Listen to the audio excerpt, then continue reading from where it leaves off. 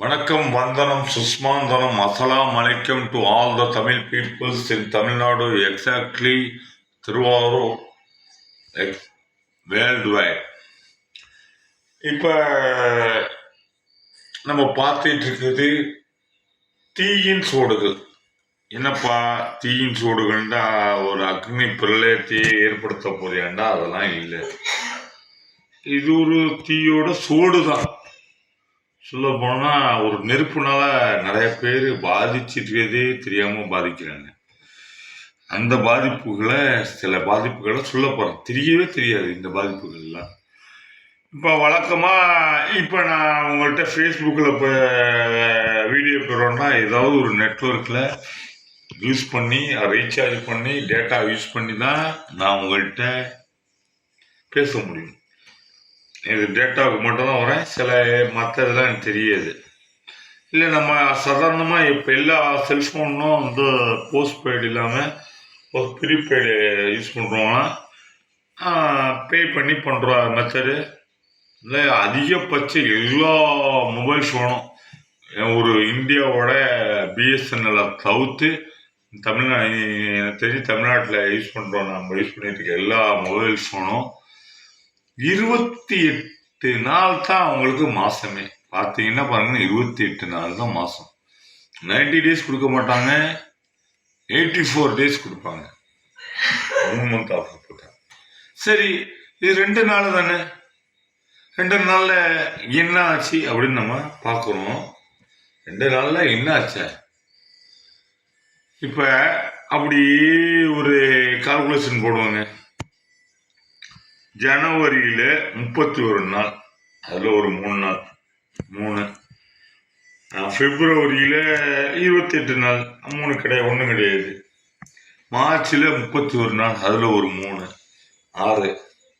ஏப்ரல்ல 30 நாள், அதில் ஒரு 2, 8. மேல 31 நாள், அதில் ஒரு 3, 11. ஜூன்ல 30 நாள், அதில் ஒரு 2, 5. அதில் ஒரு அடுத்தது ஒரு மே, ஜூன், ஜூலையில் ஒரு 31 நாள், 18. இப்படியே எண்ணிக்கிட்டு வந்தோம்னா ஒரு வருஷத்துல 24 நாளோ 28 நாளோ எக்ஸ்ட்ரா கிடைக்குது. ஒரு வருஷத்துக்கு இப்போ நீங்கள் 11 நம்ம இப்போ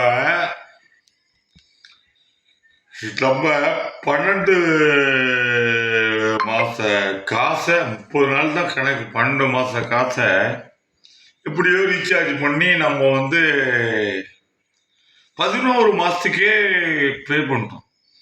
அப்போ ஒவ்வொரு கம்பெனியும் எக்ஸ்ட்ரா ஒரு மாசம் ஃப்ரீயா கிடைக்குது. இல்லைன்னா எல்லாரும் 12 ஒரு வருஷத்துக்கு 12 மாசம் 12 வாட்டி ரீசார்ஜ் 13 வாட்டி ரீசார்ஜ் பண்ண வேண்டியது. எக்ஸாக்டா ஒரு வருஷத்துக்கு 13 வாட்டி ரீசார்ஜ் பண்ணும். ஒரு மாசம் போனஸா கிடைக்குது. இப்போ வாங்க டேட்டா வேணாம் தரேன். கம்பெனிலாம் டேட்டா கொடுக்கல, நான் ஒரு டேட்டா தரேன். இப்போ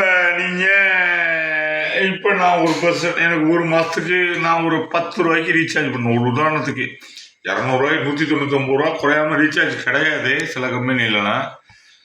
அதாவது 28 நாளைக்கு நான் சொல்றது. இப்போ நான் ஒரு 10 ரூபாய்க்கு பண்றேன்னு வச்சுக்கோங்க. ஒரு மாசம் நம்ம இந்தியாவில் இருக்கிற 130 கோடி பேர்ல கிட்டத்தட்ட 100 கோடி பேர் செல் யூஸ் பண்ணாங்க அப்படின்னு வச்சுக்கோங்களே. 10 × 100 கோடி எவ்வளவுதுங்க?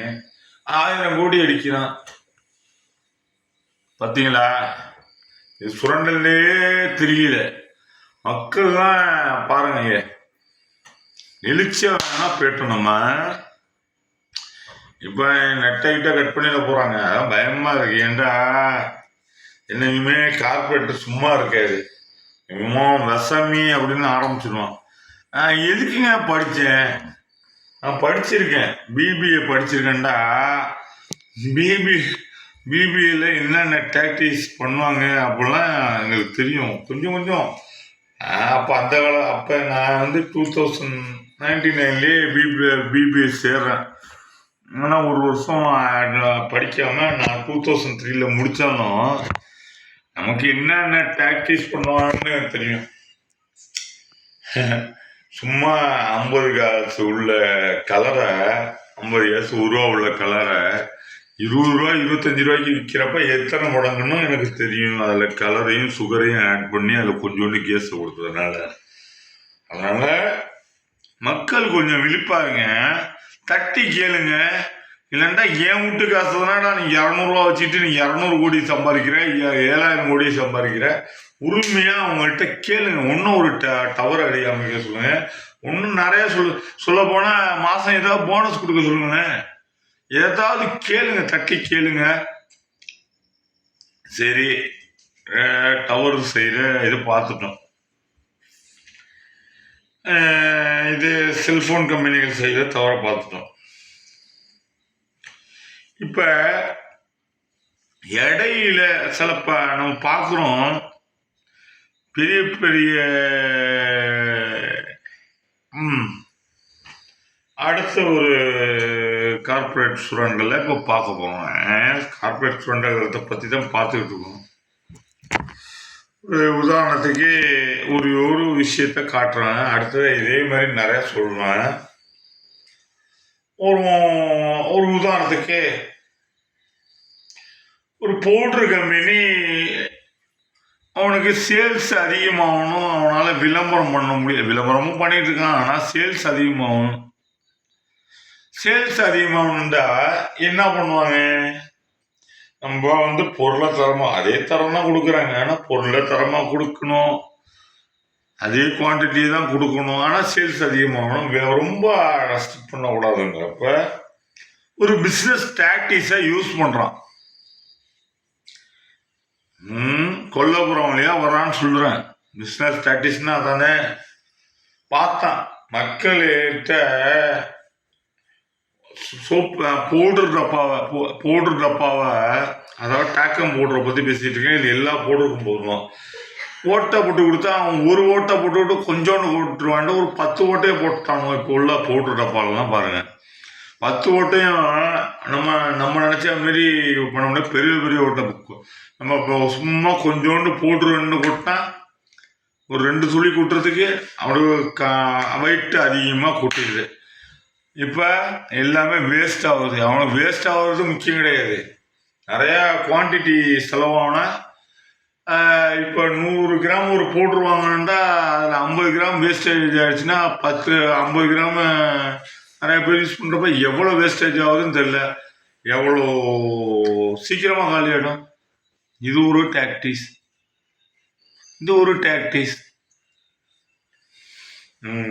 அடுத்த டாக்டிக்ஸை பற்றி உங்களுக்கு பிடிச்சிருக்குன்னு நான் நினைக்கிறேன். ஏன்டா மக்களுக்கு தெரிய மாட்டேங்குது, எல்லாம் மோகத்தில் விளம்பரம் அதை இதை பார்த்துட்டு வாங்குது. இதெல்லாம் கன்சியூமர் கோர்ட்டில் மக்கள்லாம் நீதி கேட்டு போகணும். இதேமாரி போராடணும்னு நான் சொல்கிறேன்.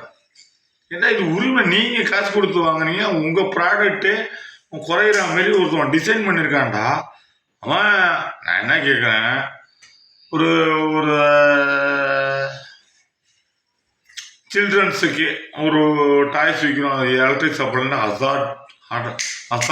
ஹசார்ட்னு போடுறான். அதாவது இது ஒரு அபாயகரமானதுன்னு போகிறான்னு வச்சுக்கலாம், அபாயம்னு போகிறான்னு வச்சுக்கலாம்.